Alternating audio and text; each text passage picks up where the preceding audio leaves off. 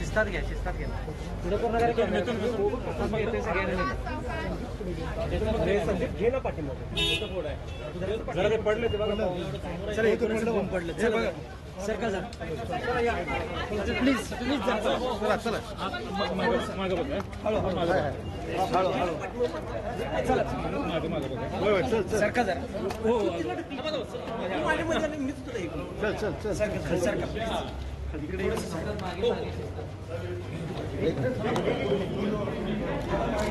हे सध्या मोबाईल आहे ते खाली करणार हो एक मिनिट साहेब इकडे साहेब जरा सगळी तू बोलू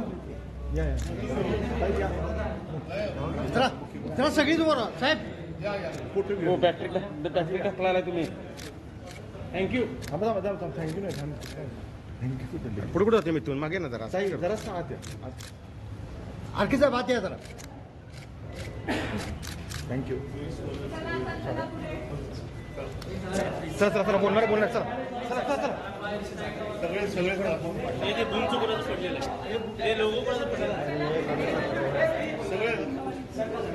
सगळे महाराष्ट्राच्या नेत्यांना देखील बंदी घातलेली आहे।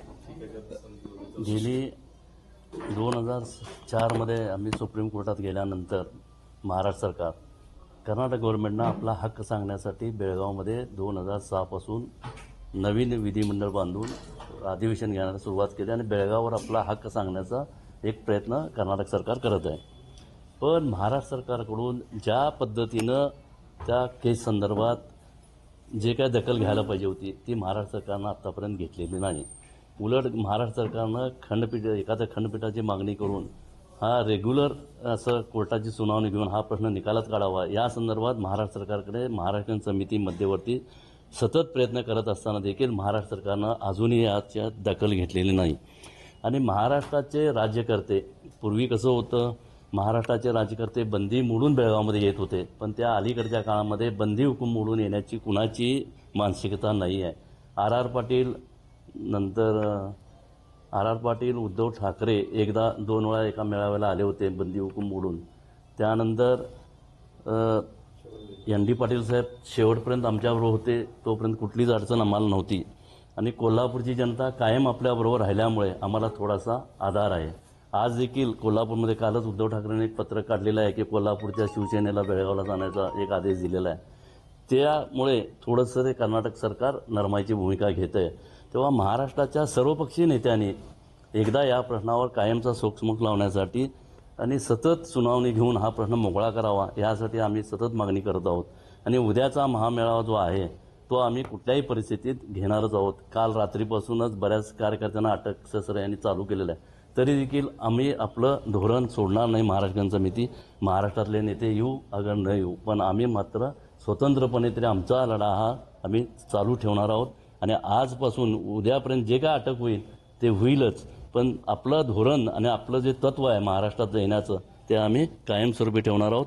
तेव्हा महाराष्ट्राच्या सर्व चॅनल्सवाल्यांनी देखील म्हणजे आम्हाला महाराष्ट्र समितीला पाठिंबा देऊन उद्याचा जो मेळावा होणार आहे आणि तो महाराष्ट्र सरकारच्या कानावर पोहोचेल या स्वरूपाची प्रसिद्धी द्यावी आणि महाराष्ट्राची जनता आमच्या मागे उभा करावी। राज्यात आणि केंद्रात भाजपचं सरकार आहे काय सांगाल आता पाठपुरावा होईल का सुनावणी? महाराष्ट्राच्या जर सरकारनं मनात आणलं तर हा पाठपुरावा होऊ शकतोय आणि सतत याची सुनावणी होऊ शकते पण महाराष्ट्र सरकारनं आत्तापर्यंत 10 वर्षामध्ये कुठलीच भूमिका घेतली नाही।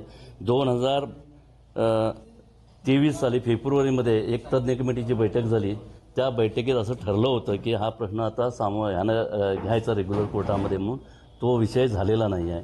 तेव्हा यापुढे तरी नवीन सरकारनं करावं आणि मागच्या सरकारमध्ये जे आमचे हे होते समन्वय मंत्री तेच यावेळी आहेत जवळपास तेव्हा या लोकांनी प्रयत्न करावा असं आम्ही त्यांना कळकळीची विनंती करतो। भेट घेतलेली आहे या संदर्भात त्यांना बोललेला आहात देखील आहात काय नेमकं पवार साहेबांनी आम्ही जी काय बेळगावमध्ये परिस्थिती आहे ती सर्व पवार साहेबांच्या कानावर घातली। त्यांनी आज आपण CMशी बोलतो म्हटलं मुख्यमंत्र्यांशी याबद्दल आणि कोर्टाच्या केसबद्दलही आपण बोलतो म्हटलं पण त्यांनी म्हटलं की महाराष्ट्रानं हे बंदी हुकूम झुगारून महाराष्ट्राच्या राज्यकर्त्यांनी त्या ठिकाणी गेलं पाहिजेत असं त्यांनी आपली भूमिका मांडली. कुणाकुणाला निमंत्रण दिले उद्याचं तुम्ही? आम्ही सर्व पक्षाच्या लोकांना निमंत्रण केलेलं आहे. म्हणजे किती जणांना अटक केली? काल रात्रीपासून अटकशस्त्र म्हणजे काय, आता नजर काय ते ठेवल्यासारखं ठेवलेत की एखादा कार्यकर्ता असेल त्याच्या घरासमोर 4 पोलीस ठेवायचे. म्हणजे आजची महाराष्ट्राची परिस्थिती बघून पुढचं ते करणार आहेत. हां.